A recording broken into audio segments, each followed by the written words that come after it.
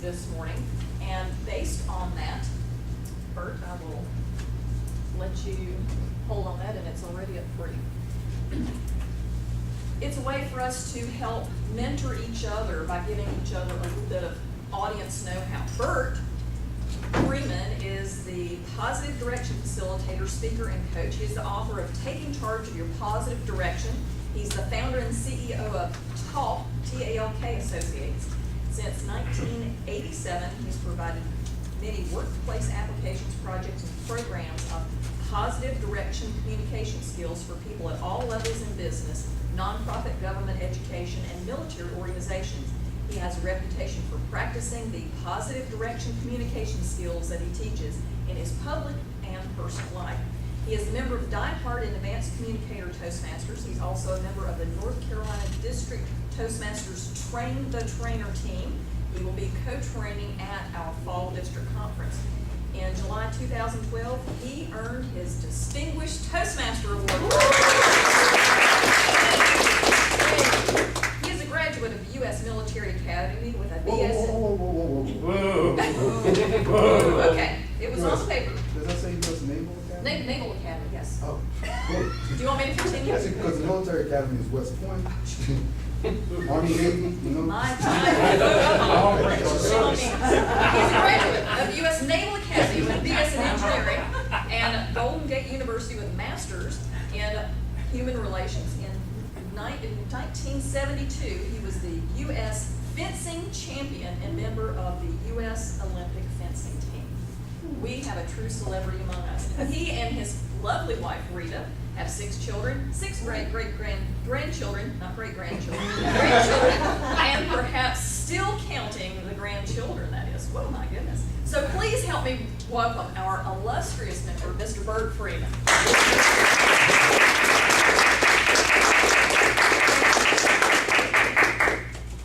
Before I start, I do want to say that this Pachachka does have words. Just want to let you know.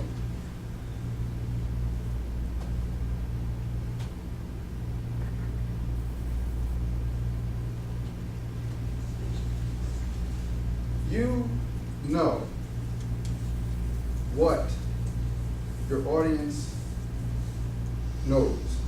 You know your audience very, very well. Much better than you think.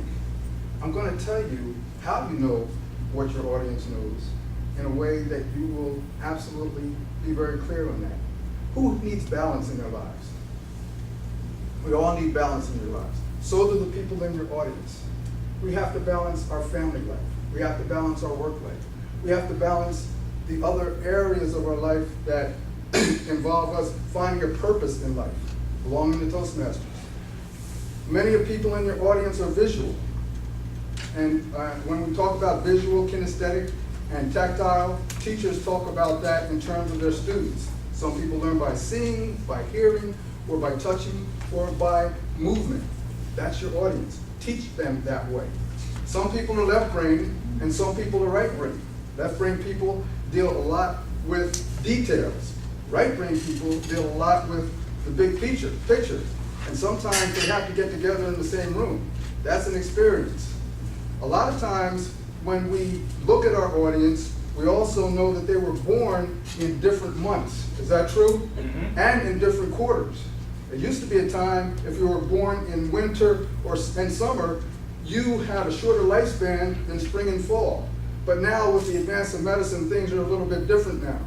Now the left brain person would say first quarter, second quarter, third quarter, for example. There are people in the audience who are the oldest, the youngest, and the middle child. Who's the oldest child in your family? See what I mean? I knew that. And who's the youngest child in your family? Is there an only child in the family anywhere?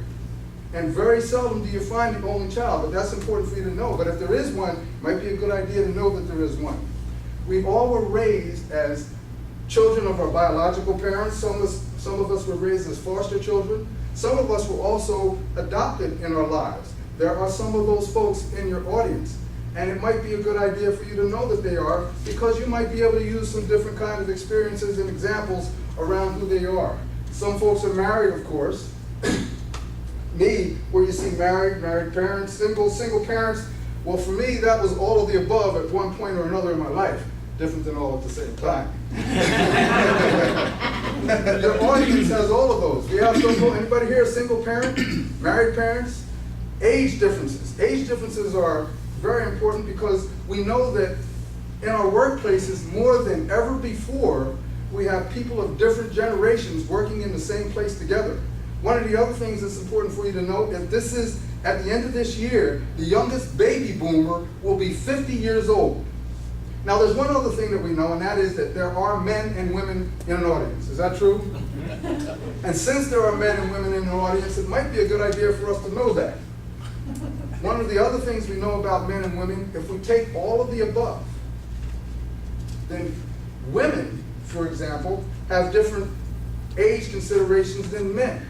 We have different kind of physical considerations, men and women together. So I have to be mindful of how to be respectful on both ways. That's a good example of how to be respectful for your audience, sure, around men and women, but also in other different kinds of situations as well. One thing that you know about your audience, which is very powerful, and that is your audience is always talking to you. Even if you're the only one that's doing the talking. 93% of human communication is body language and tone of voice. And 58% of that is body language. When you're sitting there, you're talking to me. I need to pay attention. One of the other things that you know is that in this brain of ours, there's a little piece called the amygdala. The amygdala stores all of the emotional things that have happened to us in our lives, all the way back from birth. And every now and then, they get triggered. Anybody ever hear the term emotional hijacking? That's where it goes. Everybody in your audience has one. One of the things that we do know is that your content knowledge, as you're delivering, your content knowledge really frees you up to be able to connect with your audience. And since it does free you up to be able to connect with your audience, when you take your content knowledge and your knowledge of your audience and put those together, it really helps you to have a much stronger and a much better way to engage with your audience. And I can point somebody out. I can get a group together by age, or I can get a group together by experience, by the number of siblings in their family. And for example, when we deal with that, we have the opportunity to get them engaged in a lot of ways for icebreakers. When I start off my program, for example, I can get everybody together and have an icebreaker and say, okay, now who's the person who's the only child? And one of the things we know about the only child is everybody knows who does it. Another one we have in terms of keeping our audience engaged is as you go through and you're teaching them or you're telling them, you might want to ask them a question. What's the next step in this process? What did you learn from this? So you have ways of engaging your audience in different ways, plus you still have that other information in the background that I already know. You can call on someone to participate. Call someone up. Anybody who's a baby boomer in this audience born after before 1962, stand up. Anybody who's a baby boomer before 1962, stand up. Okay, everybody give them a hand. All right? You can call on folks to participate. And once you've given your presentation, your whole audience is so happy. And little did they know what was going on. The one reason that you did so well is because you knew them well. Because of this, one of the things that you know is that you can take what you know in your audience. You can use one, or you can use a number of those things. And when you combine that with your content knowledge, then you're in a great place to engage your audience very, very well. Well, I'll talk to you again, but one thing I want you to know, I know who you are.